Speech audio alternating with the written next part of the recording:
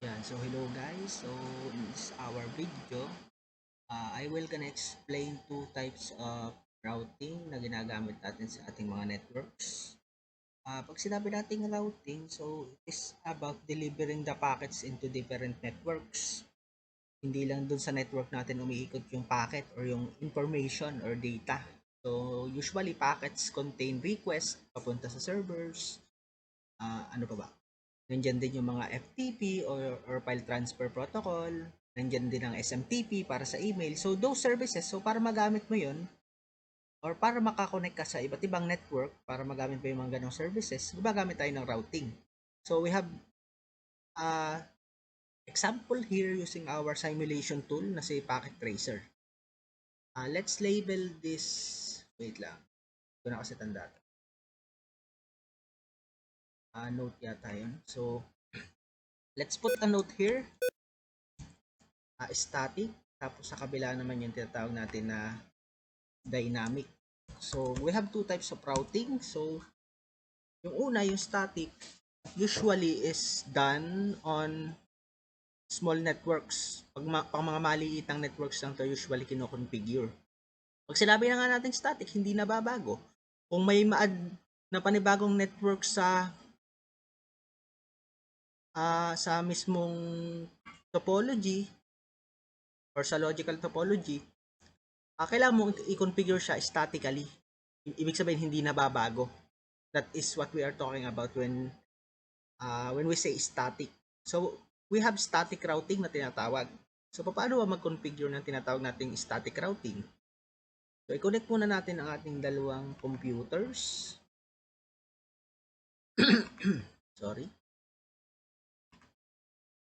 So, gigabit. So, nga pala, so dahil pag sa Packet Tracer, wala kayong makitang serial, ang gagawin nyo muna is patayin muna yung router. Hanapin lang ninyo yung switch, tapos ikabit ninyo itong mismong serial. Then, saka ninyo buhayin. So, ganun din sa lahat. Okay.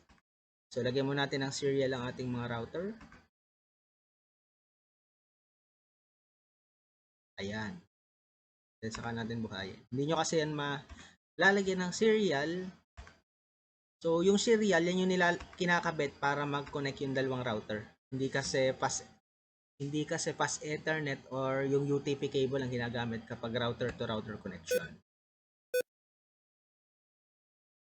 So, buhayin natin.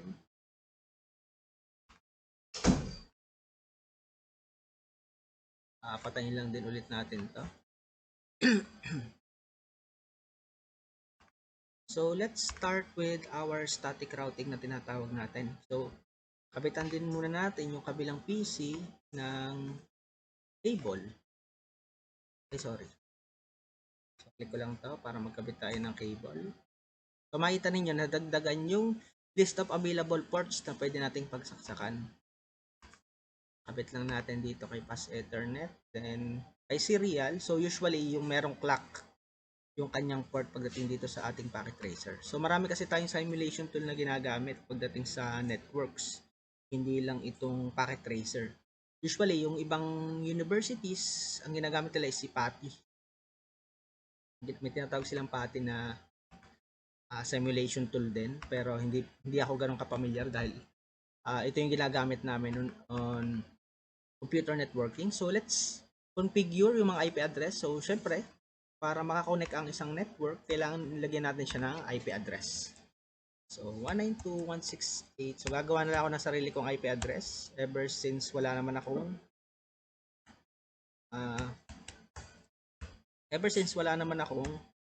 list of networks or isinabnet na network. So, ayan. Okay na yan. So, nag-configure na ako, nag-pre-configure na ako dito ng gateway. So, usually yung gateway, ang kanyang address is yung kay router. So, ilalagay natin yun dito kay router. So, kung hindi pa kayo familiar sa command, so, ino nyo lang to. So, para pumasok sa configuration, so, put the command enable. So, enable, sa akin, pinai-click ko na lang siya. Then, config-d, short for configure terminal, configuration terminal. Then, pupunta ako doon so, check ko lang kung anong port yung sinaksakan ko. So, pagkakaalala ko, ito ay int giga or 00 gigabit 0/0. Then, kapag nakapasok na ako dyan sa mismong interface, ang next kong gagawin is to put an IP address. So, IP add. So, then 192.168.0.2. Then, kasunod dyan is yung subnet mask. 255.255.255.0. Tapos, kung mapapansin ninyo, our port is not activated yet. Hindi pa siya buhay. I will gonna put the command no shutdown or no shut na lang. So, change to app. Wait, parang hindi yata, parang mali yata ako na nilagyan. So, parang hindi nagkulay green yung ating, susubukan ko yung 1. So, mali pala ako ng port na nilagyan, ano. So, punta muna ako kay Giga 00 para baguhin yung, tatanggalin ko yung kanyang IP address. So, kapag tatanggalin ninyo yung IP address, no IP add or no IP address. So, balik lang ako kay 1 kasi siya yung yun yung nakasaksak sa PC. Pwede namang ilipat ko lang yung saksakan, pero medyo tinamad ako doon sa part na yun, no? So, lagay ko lang yung IP address. Ayan. Then, no shutdown tayo. Ay, okay na pala siya. Siya ay buhay na. Next naman natin gagawin is to configure, is to configure yung kabilang network. So, mahalaga din na naglalagay kayo ng mga notes dito sa inyong logical topology. So, ang network na to is network 192.168.0.0 /24 dahil yun yung kanyang subnet mask. So, ito naman, configure tayo ng 10.10.0.0/24. So, pero kung meron naman kayong available na subnetted na network, so pwedeng yun i-configure ninyo. Configure lang natin. Unahin natin si PC. Then, let's configure. 10.10.0.1 dahil ito yung kanyang first host. So, palitan lang ang ating subnet mask. Then, mag-pre-configure na din tayo ng ating default gateway para ito yung default gateway, ito yung ilalagay natin sa kanyang interface. 10.0.10.0.2. So, yung second host na lang yung ating gagamitin. Dahil wala nga tayong subnetted na computation, wala tayong computation ng mga networks. Kaya gumagawa lang ako ng mga IP address for demo purpose.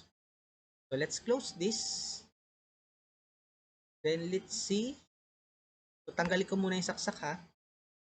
Nasaan na ba yun? So, tanggalin ko lang yung saksak. Then,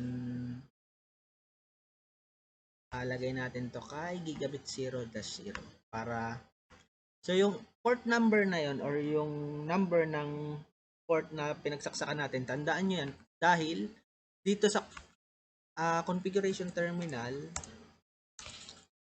ayun yung pupuntahan natin. So, config t lang din, same same configuration. Punta tayo kay int g0/0/0. Doon, kung makikita ninyo, siya ay hindi pa naka-activate, hindi pa siya buhay. So, para gawin yon, put the command no shutdown or no shut. So, naging green na siya. Next na gagawin natin is to put the IP address 10.0.0.2. Huwag kakalimutan ng ating subnet mask. So, wala pala akong period. Ay, may mali akong command. So, IP add. So, kaya ay gumana, no? IP add. So, kung makikita ninyo, yan ay okay na. Then, mag-a-assign din tayo ng mga IP address sa ating mga serial. So, hindi ko matandaan anong serial yung ginamit ko, no? So, ayan, lumalabas siya. Yung isa, So, yung isa, so pag pinindot naman natin yan or dinrag natin yung arrow, nalabas yan. So, ayan. Yung isa ay SE0, 0/1. So, gagawin natin is we will configure a IP address para naman sa dalawang yan. So, gawa na lang din tayo ng IP address, no? Gawa na lang tayo ng dami IP address para dyan. So, gawa ko ng IP address na 11.11.0.0/24 na lang din dahil ito naman ay dami IP address lang. Pero usually, this IP address, madalas na subnet mask niya is /30 dahil ito ay madalas 2 host lang, no? Pagdating sa ating VLSM, gino-compute natin. Pero ito naman ay for demo purpose lang. Kaya, that's okay. So, this network, sa network na ito, yung mga IP address nito, ito yung i-assign natin in this serials. So, syempre, para magamit din natin yung serials, kailangan lagyan natin siya ng IP address para makapag-communicate siya on other networks. So, let's start. By configuration, so same configuration lang din. So, enter ko lang. So, put the command interface. Anong port yung iyong i-configure? 0/1/0.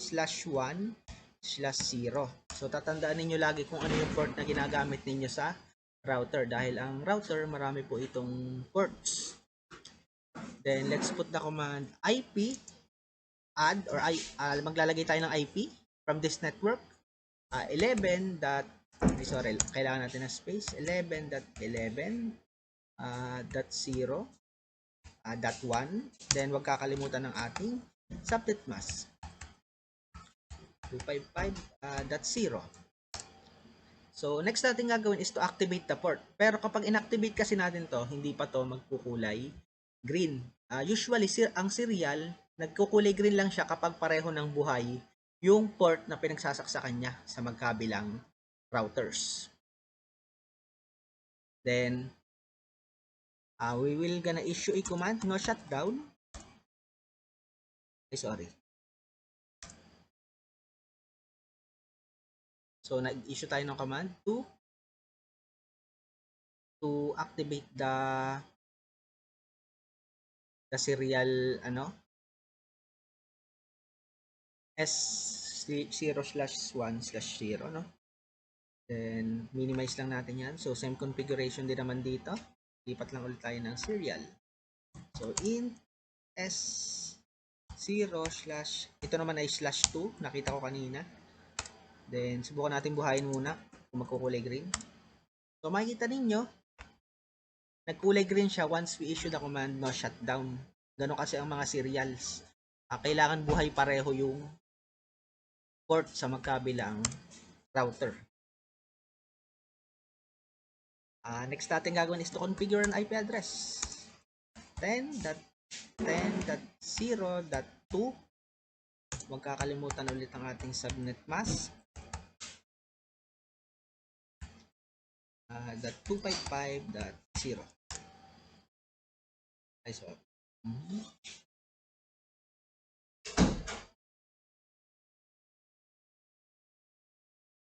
Susubukan natin baguhin, no?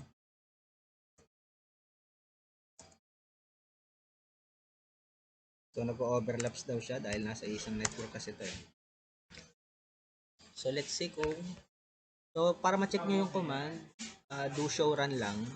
Do sh run.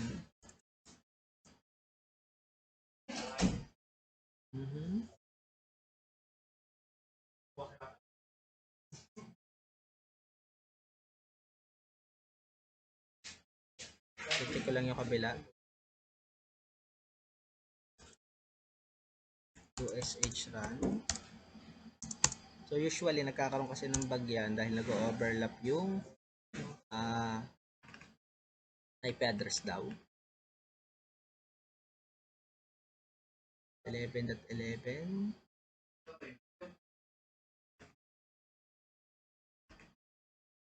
So, no. So, balik lang ulit tayo doon, no?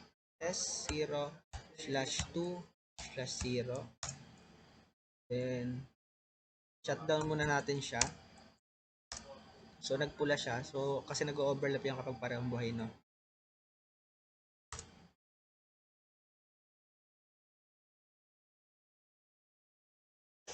Ay, sorry. So, may mali pala ako dito. Go-overlap nga siya, no? Ang mali ko pala dito is I am assigning the same network dun sa kanyang local part. Itong 10.10. Dapat pala 11.11, no?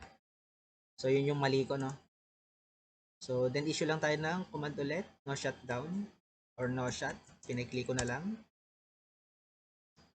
So, with that, we have successfully configured ang mga IP address natin from router to PC.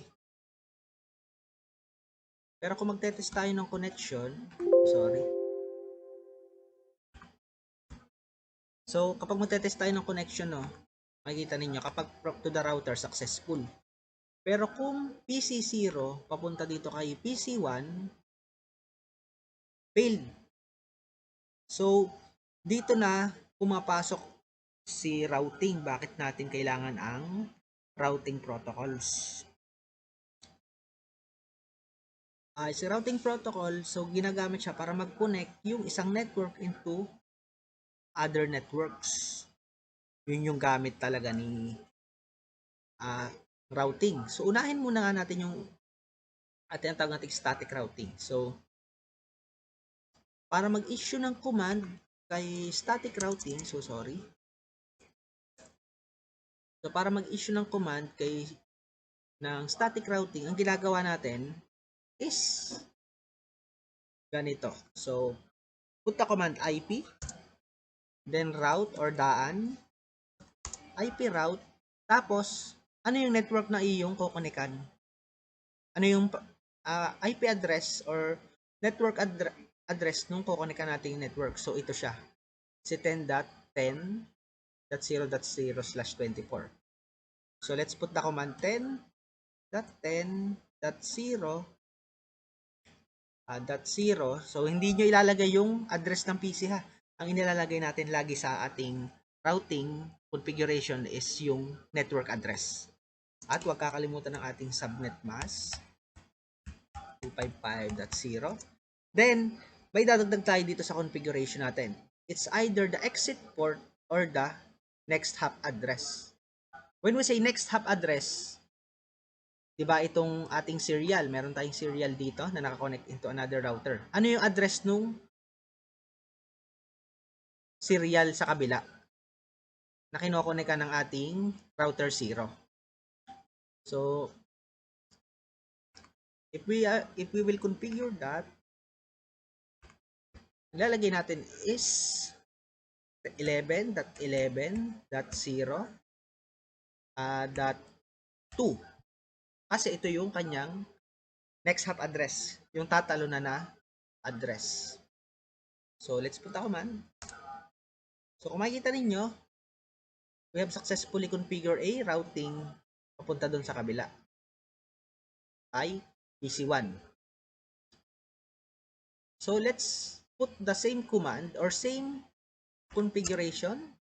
Dito naman, papunta naman tayo kay router 0. So, para gawin yon, IP route din. IP route 10. Sorry. Ay, hindi siya 10, no? 192. Ano yung address ng kabilang network? .168. .0. At yung ating subnet mask 255.0. Pero medyo ibahin natin dito sa router 1. Kasi dito sa router 0, ang ginamit natin is the next hop address. Ang gawin naman natin is the exit interface. Ano yung exit interface or ano yung lalabasan na interface papunta dun sa kabila? So, ang lalabasan niya is yung S0/2/0.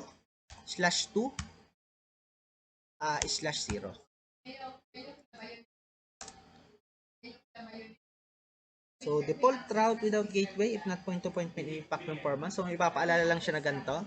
So, usually default route, ginagawa lang to kapag nasa mga padulong part na ng network or sila yung mga nasa kaduluhang part ng topology. Pero that's okay. So, makikita ninyo nakapag-configure na din tayo on both router ng configuration ng static routing na tinatawag natin using the exit interface. Dito naman sa kabila is the next hop address. The next thing that we will need to do is to verify kung nagko-connect ba. Nagko-connect ba ang dalawa? So let's try kung si PC1 yung sender papunta kay PC0. So para mag-test ng connection, you can use P. Pindutin lang ninyo yung P sa keyboard, then papunta sa kabila. So pwede nga din nating i-try itong si router eh. So makita ninyo nagiging successful siya. So let's try kung yung kabila naman, si PC0 papunta kay PC1. So successful din siya. So with that, we have successfully implement a static routing na tinatawag natin.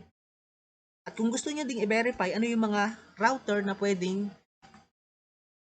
ano yung mga networks na nakokonekan ng router ninyo, or ano yung mga kilala niyang networks, para gawin yon,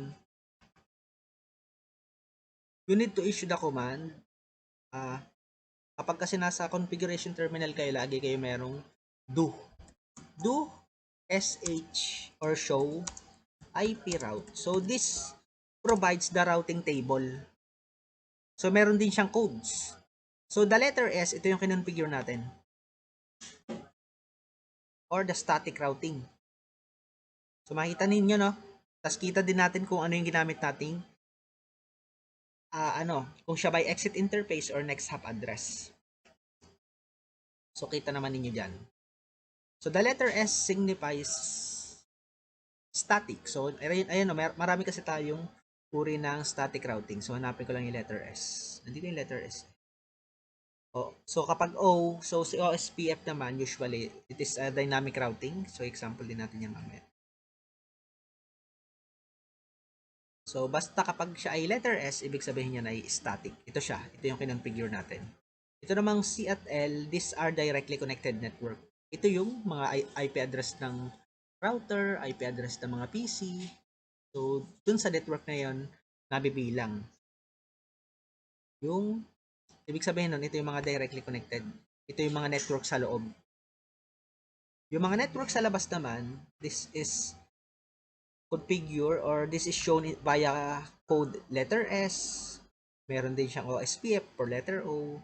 Kapag naman RIP or RIP, letter ano yan. So basta dito lang kayo magbe-base sa mga code para malaman ninyo kung anong uri ng routing protocol yung ginamit. Usually kapag kayo ay mga nag-troubleshoot ng mga networks, ganon. So let's see.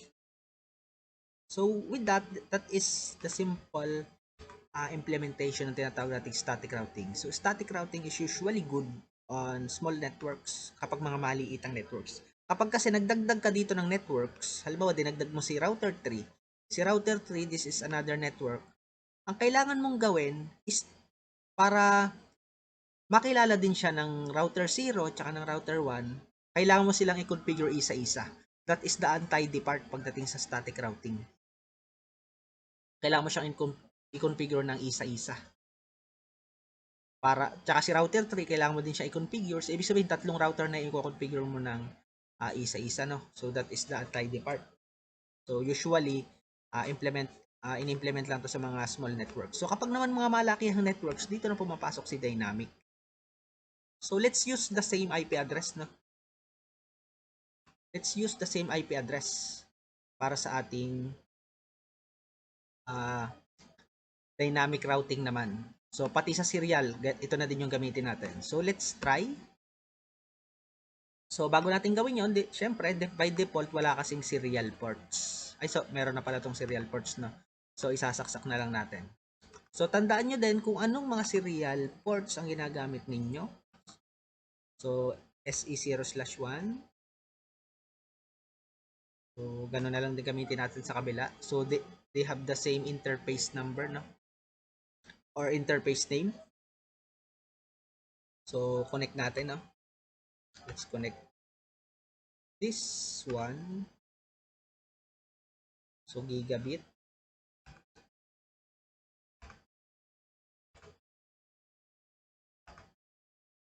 So, ayan. So let's try to configure muna yung IP address ng ating mga routers. So ayan, so kapag kayo magko-configure ng mga IP address sa routers, tandaan ninyo kung anong interface yung pinagsaksakan ninyo. Kasi minsan kaya ayaw gumana, mali pala kayo na kino-configure na interface. So unahin natin ang ating fast internet or yung gigabit natin. G0/0/0. Then we will put the command IP address for adding the IP. 192.168.0 dot ano yan? Dot 1 na lang. Then wag kakalimutan ng ating subnet mask. Then let's put the command no shutdown for activation ng ating interface. So nag-green na siya, buhay na siya. Let's configure the serial on the other hand. /S0 /1/0. So mahalaga na tandaan nyo din yan. So this command, ibig sabihin na pinupuntahan lang natin yung serial na yon, then i-configure natin siya sa loob ng configuration. IP address 11.11.0.1. Then wag din kakalimutan ng ating subnet mask .0. Then we will gonna activate it using the command no shutdown. So nag-change state to down siya kasi hindi pa buhay yung ating kabilang serial. So dito unahin muna natin i-configure yung serial dito sa part na to, no? So let's put the command no.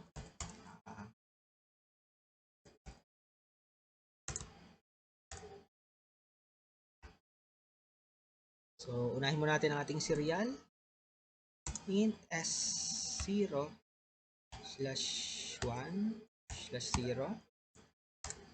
Then mag-no shutdown muna tayo. So makita ninyo nagkulay green siya. Dahil binuhay natin yung serial dito sa kabila. Pareho na kasing nakabuhay siya.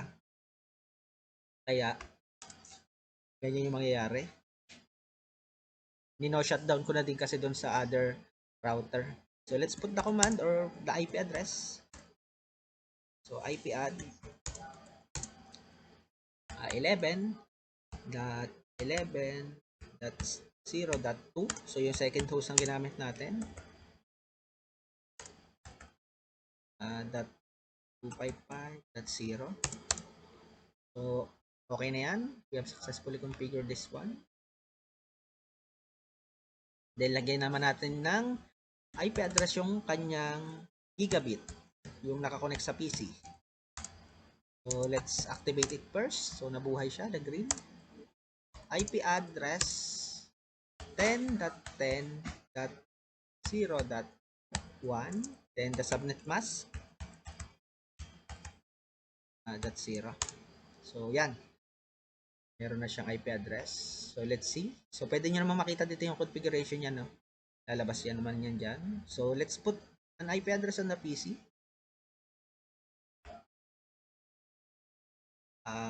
192.168. So kung meron kayong available na DHCP kasi parang automatic configuration ng IP address.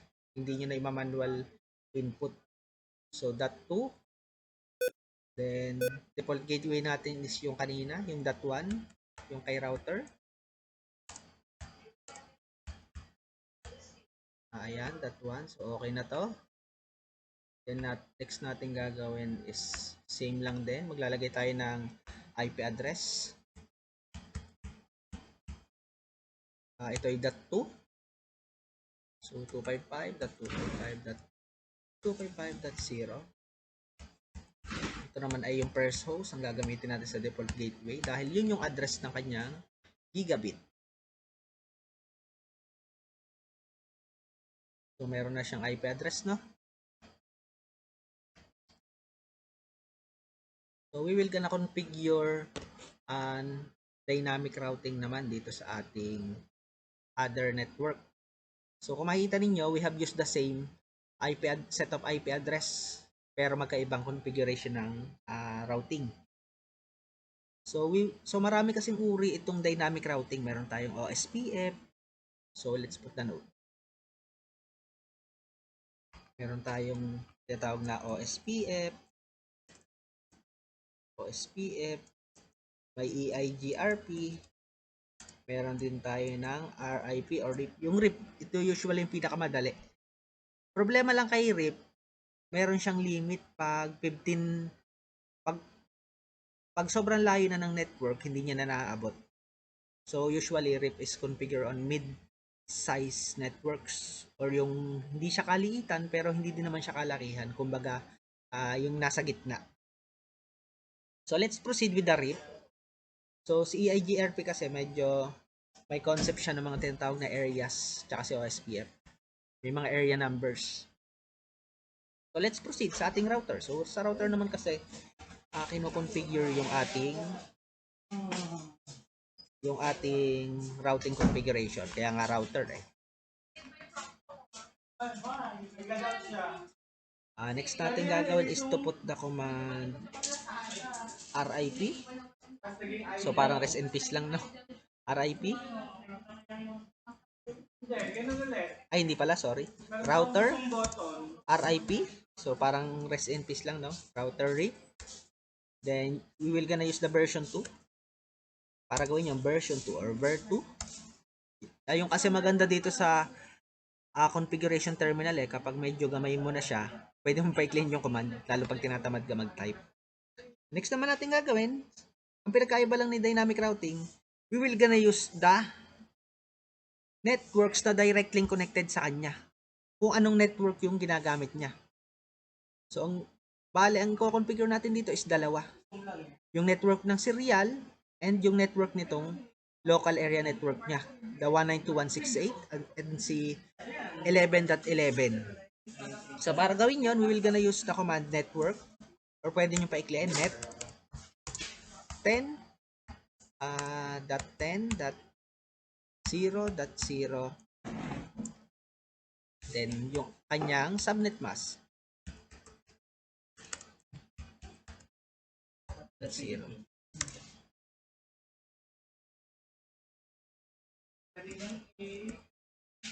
Pero usually, kahit wala na naman to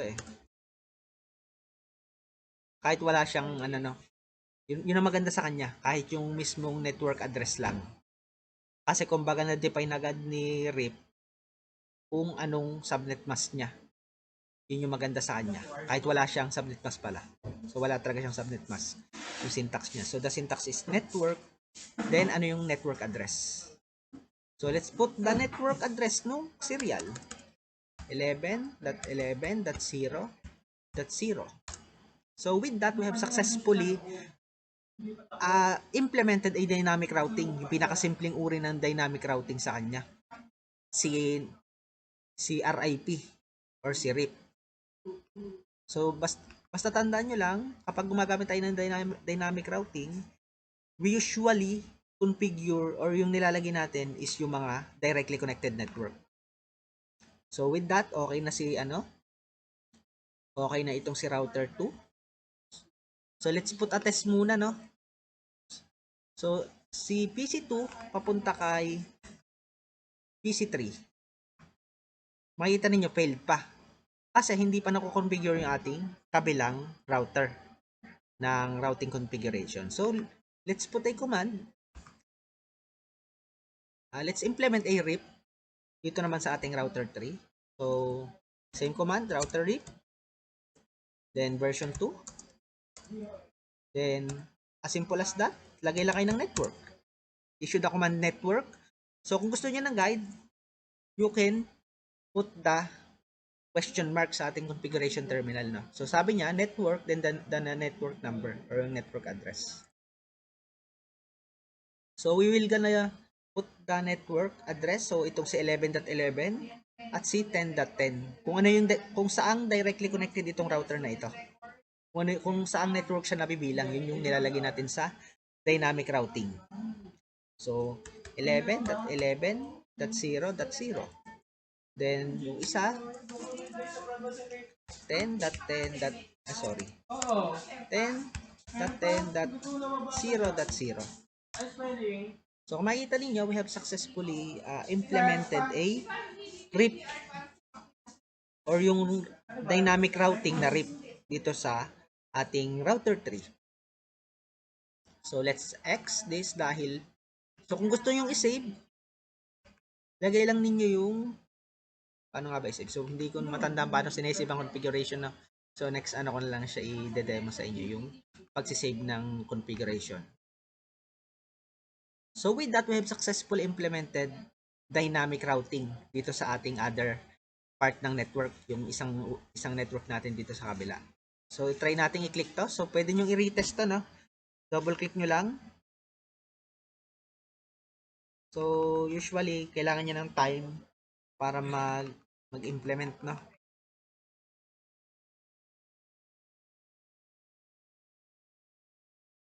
So subukan natin yan na to, fast forward.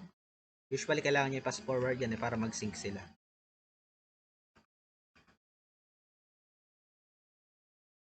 So wait lang, delete ko to. So pwede nyo din mang i-check kung naka-connect ba siya dun sa network niya using the routing table. Do ship route for the routing table. So makikita ninyo meron siyang letter R. Yun, meron nga pala akong mali. So sorry for that. Kamali ako dun sa part na yun, no? Pero meron siyang shortcut dito sa part na to, no? Dito sa RIP. Pwede nyo itong i-delete actually eh. So delete natin yung ating mga RIP. Yung pala mali ko kaya siya hindi nagko-connect. So lagay natin yung command na 192.168 dot. So gamitin natin yung CLI for other purpose. So mali pala ako na na-configure, na. Kailangan yung directly connected network na. Then we will gonna use the command network 192.168.0.0 and okay na siya. So yun ang mali ko, na ang na-configure ko sa kanya is yung kabila. Then yung isa din, lagay natin 11.11, no? 11.11.0.0. Then try natin ulit, ano?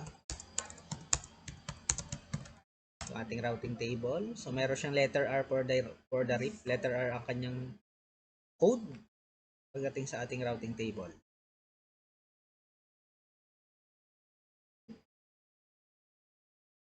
So let's try.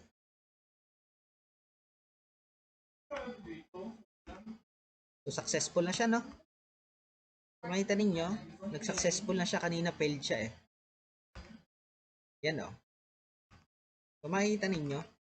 So yun ang maganda kay RIP or kay RIP. Yun yung magandang part sa kanya. So kapag may nadagdag na network, ang kino-configure mo na lang, example, tanggalin natin tong kay, pag tinanggal natin tong kay router, tapos dinagdag natin dito, itong si router 1 na lang ang i-configure natin. Hindi na natin kailangan i-reconfigure yung ibang routers. Yun yung maganda pa kay dynamic routing. Hindi mo kailangan i-reconfigure yung ibang router, unlike kay static routing which is usually done on small networks. So ang ginamit lang natin dito is yung RIP or yung pinakasimpleng version ng dynamic routing. Pang mga mid-size network na ginagamit itong RIP.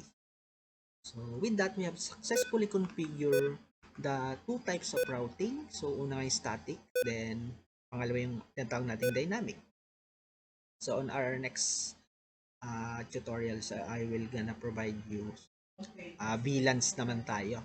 So ito kasi routing eh, lipat naman tayo sa switching. So haluan natin siya ng konting routing din. So maglagay tayo ng tinatawag na router on the stick. So thank you.